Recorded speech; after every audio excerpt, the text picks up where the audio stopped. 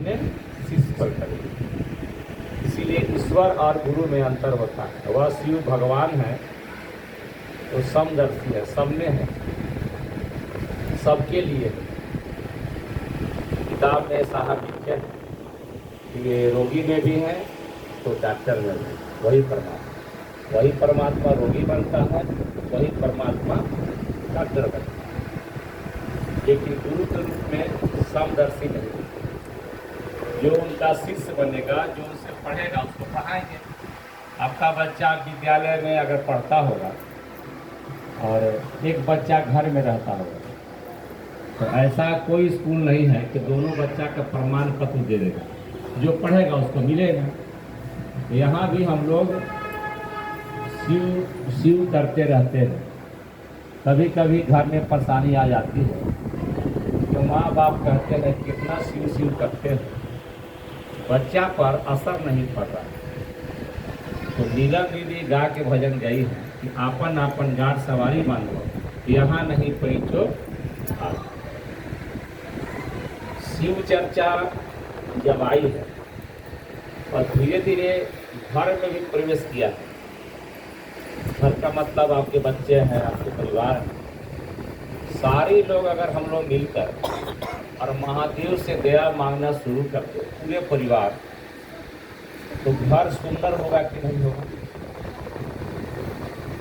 पूरा परिवार अगर कमाता है तो लोग कहता है कि इस घर में सारे लोग कमाते हैं, और किसी के घर में एक आदमी काम करता है और 10 बैठकर खाता है। शिव चर्चा में साहब ने कहा कि दूसरे को सुनाओ, कि सुनो, दूसरे के साथ शिव गुरु की चर्चा आपको करना है। किताब में लिखे हैं, आखिर काहे लिखी? वो भी लिख सकते थे कि जाके शिव चर्चा सुनो। दूसरे के साथ शिव गुरु की चर्चा करना है, यानी कोई भी व्यक्ति शिव गुरु की बात जब करेगा तो कहा जाता है कि ध्यान का अनुपम विधा है शिव गुरु की चर्चा।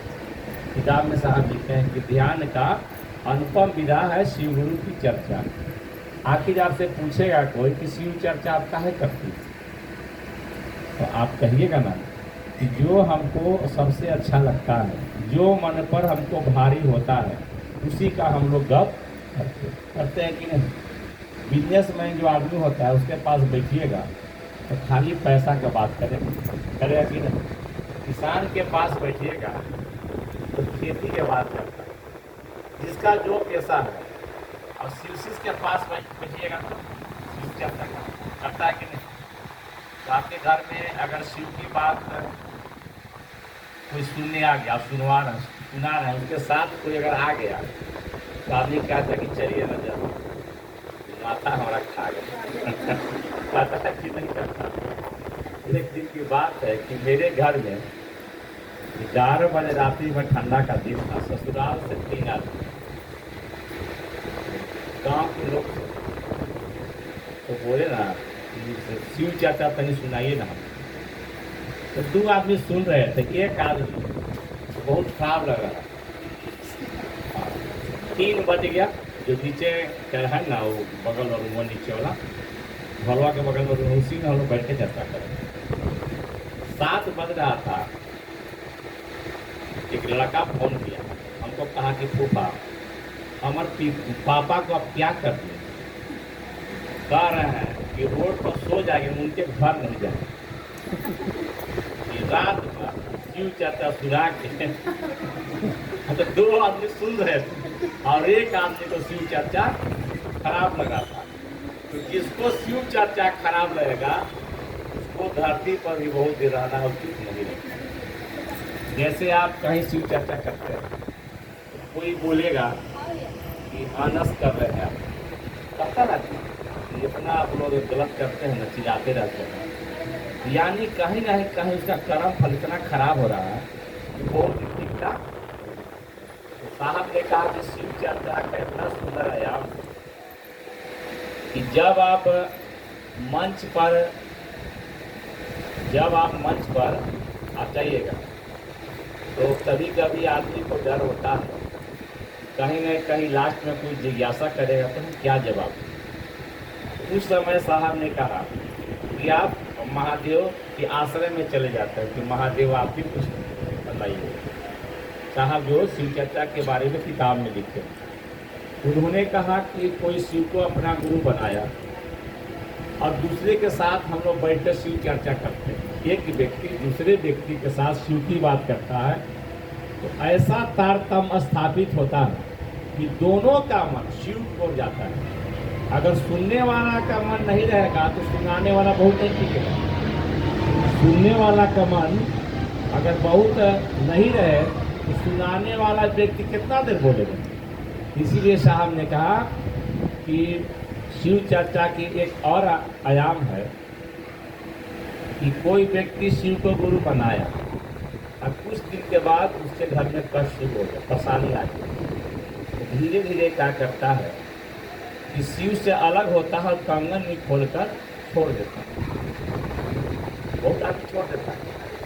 साहब ने कहा कि अभी अभी कोई शिव को गुरु बनाया और उसके साथ घटना घट गई, तो जो उसको ले गया उसको पहले बोलेगा, काहे लेगा, सब कुछ चर्चा हम पहले से ठीक थे।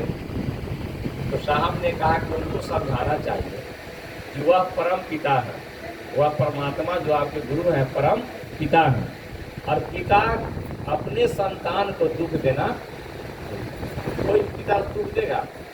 इसी में साहब ने कहा उनको समझाना चाहिए कि कर्मों का ही फल है।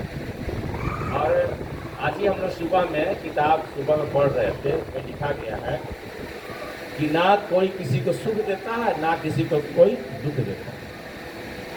साहब किताब में लिखते हैं कि कर्मों का फल है। जैसे हम लोग गांव में रहते हैं तो गांव के लोग कहते हैं, बूढ़ा लोग, कि बेटा हमको बहुत तंग कर रहा है। बेटा उसको नहीं तंग किया, आप भी अपने पिता को तंग किए होंगे, क्या है कि कर्म का फल आदमी को मिलता है।